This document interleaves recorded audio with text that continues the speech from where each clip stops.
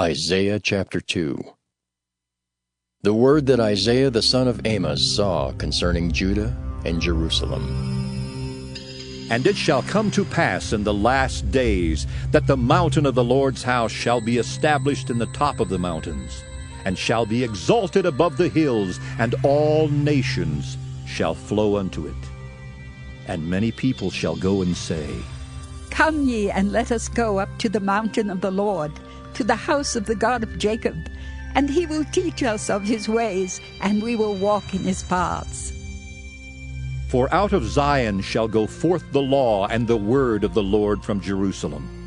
And he shall judge among the nations, and shall rebuke many people, and they shall beat their swords into plowshares, and their spears into pruning hooks.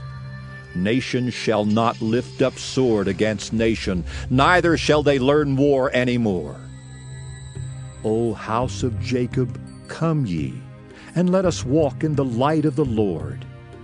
Therefore thou hast forsaken thy people, the house of Jacob, because they be replenished from the east, and are soothsayers, like the Philistines.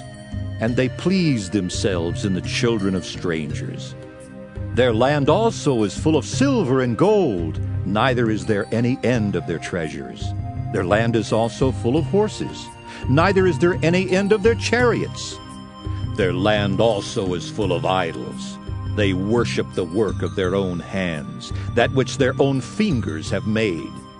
And the mean man boweth down, and the great man humbleth himself.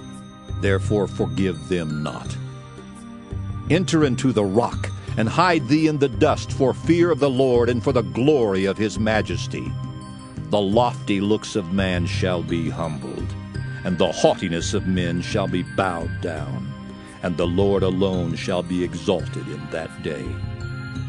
For the day of the Lord of hosts shall be upon every one that is proud and lofty, and upon every one that is lifted up, and he shall be brought low. And upon all the cedars of Lebanon that are high and lifted up, and upon all the oaks of Bashan, and upon all the high mountains, and upon all the hills that are lifted up, and upon every high tower, and upon every fenced wall, and upon all the ships of Tarshish, and upon all pleasant pictures. And the loftiness of man shall be bowed down, and the haughtiness of men shall be made low, and the Lord alone shall be exalted in that day. And the idols he shall utterly abolish, and they shall go into the holes of the rocks, and into the caves of the earth for fear of the Lord, and for the glory of his majesty when he ariseth to shake terribly the earth.